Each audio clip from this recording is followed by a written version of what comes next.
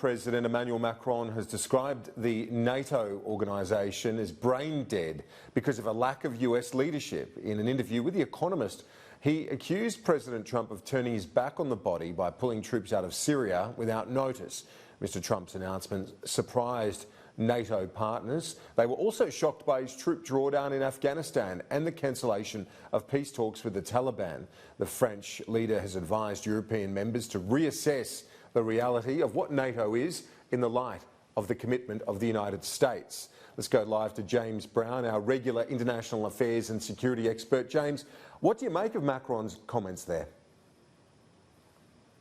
Is making waves around Europe. It's an interesting interview from the French president. Essentially, what he's said is that the US is walking away from NATO, and having built this post-World War II security and economic order, it's now turning its back on it. And without US leadership, essentially NATO doesn't work. His views on NATO and the EU have been interesting. He's not one who's wanted to see the EU or NATO expand too far. He's now saying that Europe has been far too focused on trade and prosperity and needs to come back to a focus on security issues. In the absence of US leadership, in the absence of a NATO that's functioning the way it needs to, Europe needs to become much more tightly integrated and much more focused on its own security needs. And interestingly, he said that logically, Europe will need to move closer to Russia, although he said there's no signs of that happening right now. So quite a significant speech from President Macron. We've got some developing news out of the United States, quite huge news actually, in the Democratic race, and this pertains to Michael Bloomberg. He's thrown his hat in the ring. He's certainly got the money, he's got the profile. Has he got the capacity to take on Trump?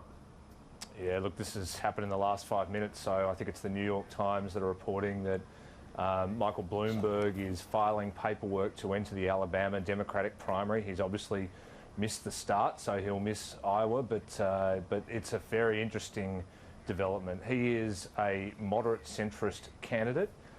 He does not have the baggage that Joe Biden has, and he's got a national profile as well as the resources to do this. He's also been very prominent on gun control issues. You'll remember that coalition he built over the last few years to try and influence gun control issues.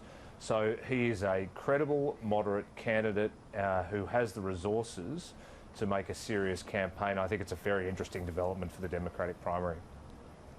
It really is, particularly in the context, James, that no one else has stood out at this point. And as you alluded to in that answer, the questions around the previous front-runner, Biden, so not a great deal of excitement around any one particular individual. Will they coalesce around him?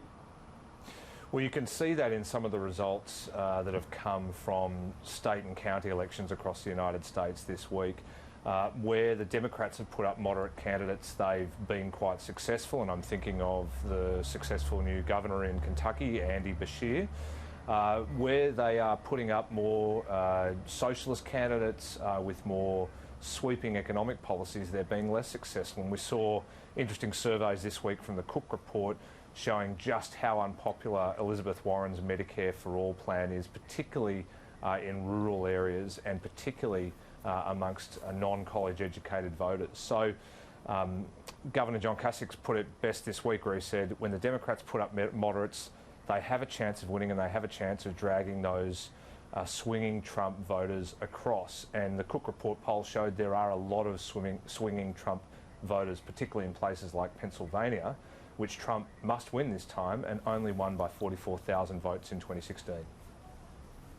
Yeah, so in terms of Bloomberg in this race, if he does proceed as the New York Times is suggesting, I wonder how he would fare in some of the Rust Belt, the states where Trump won it last time, where Biden was seen to have an edge. Recent polls suggest that maybe it wasn't so great, Biden's edge in those areas. I wonder how Bloomberg would be able to fare, because it'd be such an amazing contest, these two billionaires, both from New York.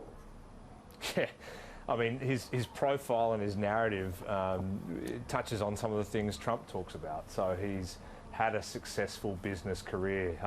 Like Trump, he spent most of his life being a Democrat in New York. So they will pull from some of the same donors. The question is, can he pull over those Trump voters who want to see wide disruption to the system? I mean, Bloomberg is a pretty establishment guy. He's not someone who's going to come in promising to drain the swamp or tip over the tables. No. You know, to the extent that those Rust Belt voters still believe that Trump can bring manufacturing back and kick out the cronyism and the corruption and get them a better deal, Bloomberg's going to have a hard time convincing them that he's their man.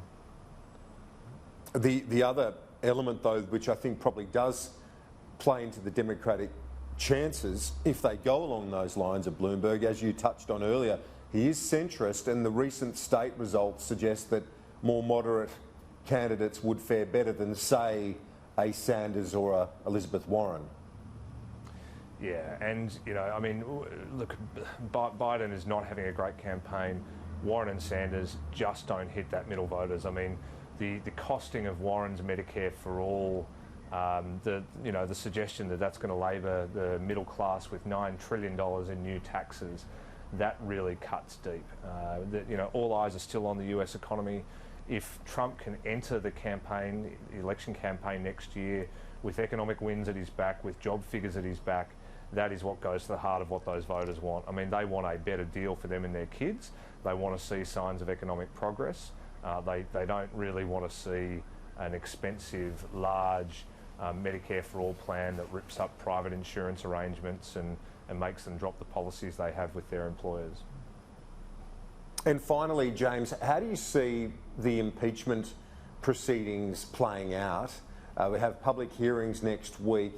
How does all this play out in a political sense over coming months?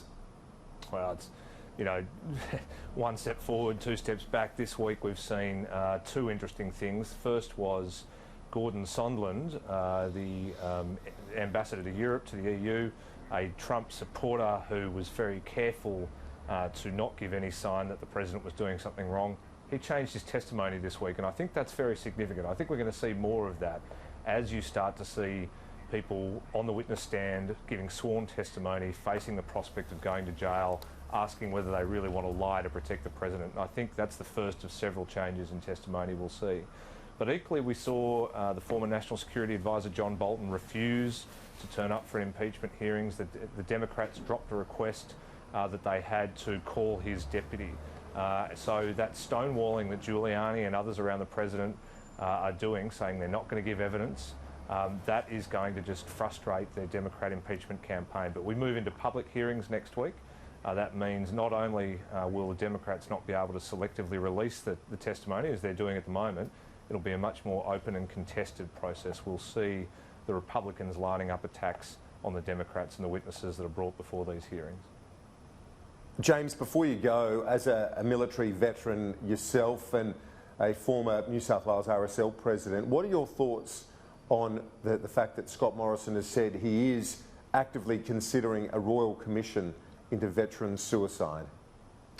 Look, it's a great development. I mean, I was privileged to give the keynote address at the Save Our Heroes Summit on Wednesday, and listening to those mothers was just gruelling, but also very powerful. It's good to see the Prime Minister listening hard too.